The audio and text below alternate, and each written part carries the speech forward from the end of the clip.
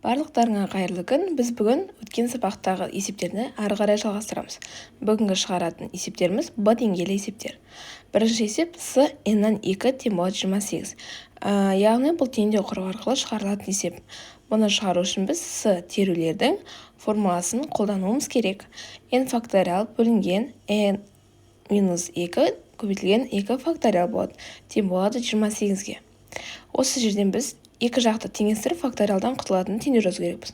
Сондықтан n факториалды біз n-2-ның факториалы көбейтілген n-1 көбейтілген n бөлінген 2 көбейтілген n-2-ның факториалы деп жазамыз. Осы жердегі n-2-ның факториалы мен n-2-ның факториалы бір-біріне тең, яғни қысқартамыз. Келесі біз жақшаны ашу арқылы n-ның квадраты минус n тең болады 2-ні 28-ге көбейтеміз, 56-ға тең. Осы жерден n квадрат минус n 56-ны сол жаққа алып келген кезде минус 56 тең болады 0-ге. Бұл бізде квадрат теңдеу болып шығады.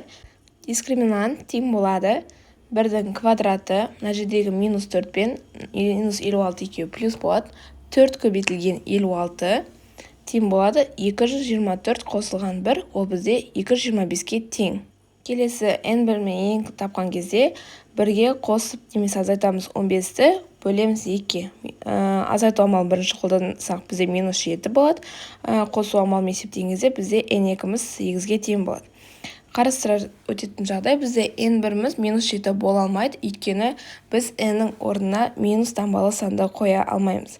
Яғни получается бізде n2 8-ге тең мәніміз есептің шешімі болады. Бұл есепті де теңдеу құрығы арқылы шығарамыз. Сонда n факториал бөлінген n-3 факториал n-3 минус n. Сонда бізде мына n менен қысқарады, минус 3-ның алдындағы тамы бізде плюс болып кетеді. Сонда n факториалды тура жаңағыдай n-3-дің факториалы көбейтілген n-2 көбейтілген n-1 көбейтілген n бөлінген n-3-дің факториалы көбейтілген 3 факториал болады.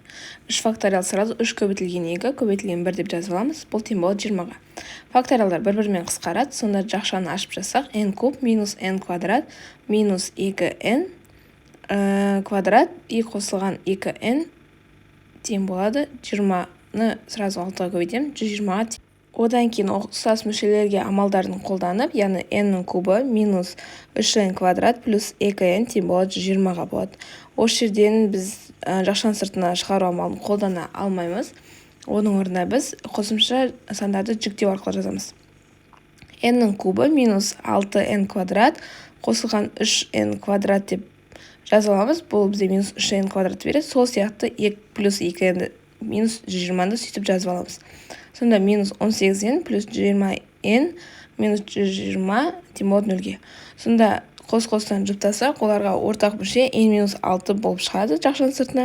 Сонда n-6 бір жақшаның ішінде, екінші жақшаның ішінде n квадрат плюс 3n қосылған 20 тең болады 0-ге деген амал шығады.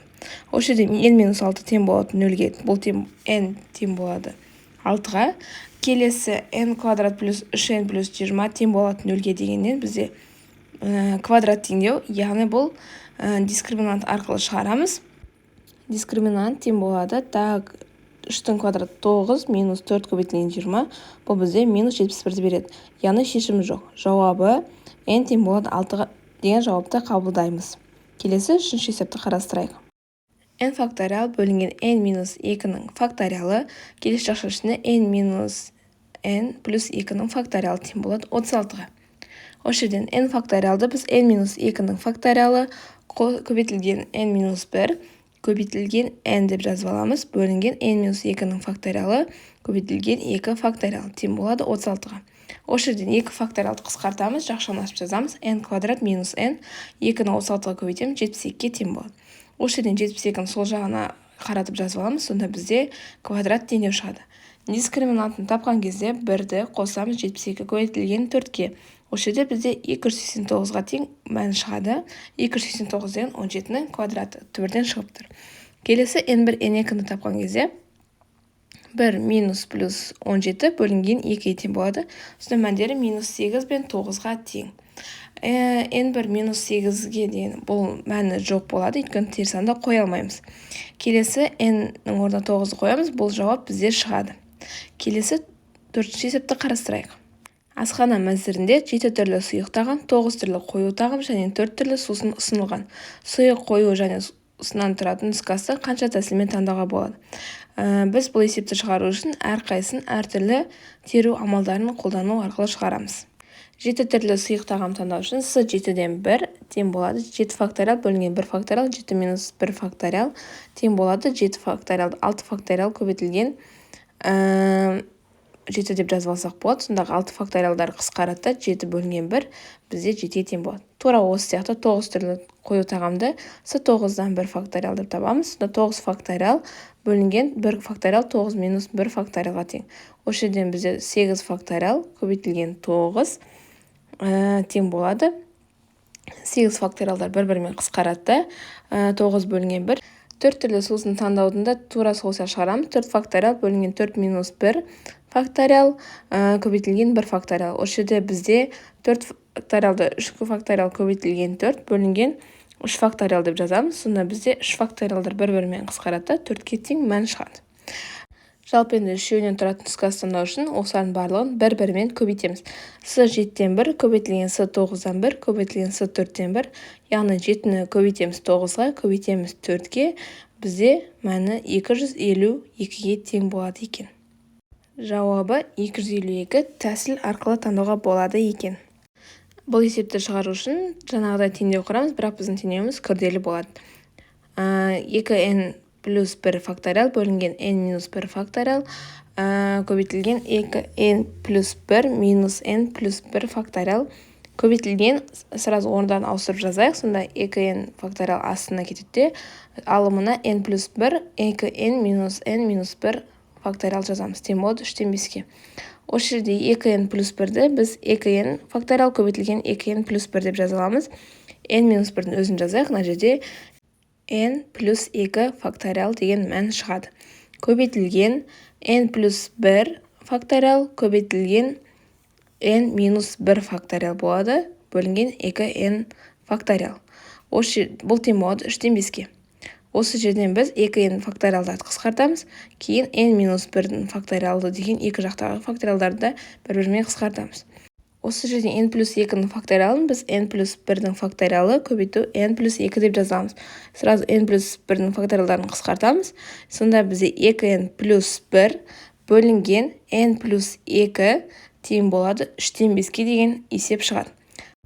Пропорция арқылы біз бөлшектің бөлімінен құтыламыз. 2n плюс 1-ді 3-ке көбейтеміз, n плюс 2-ні 5-ке көбейтеміз. Сонда 6n плюс 3 тең болады 5n плюс 10-ға. N-дерді бір жаққа жазамыз, сонда n тең болады 7-ге дейін есеп шығады. n-нің жауабы 7-ге тең. Келесі орналастырулардың теңдеуі 2x плюс 3 факториал бөлінген 2x плюс 3 минус x плюс 1-ге тең. Көбейтеміз, 2x факториал сразу бөліміне жазайық, сонда 2x минус x минус 1-ге тең болады. Бұл бізде 30-дан 1-ге тең.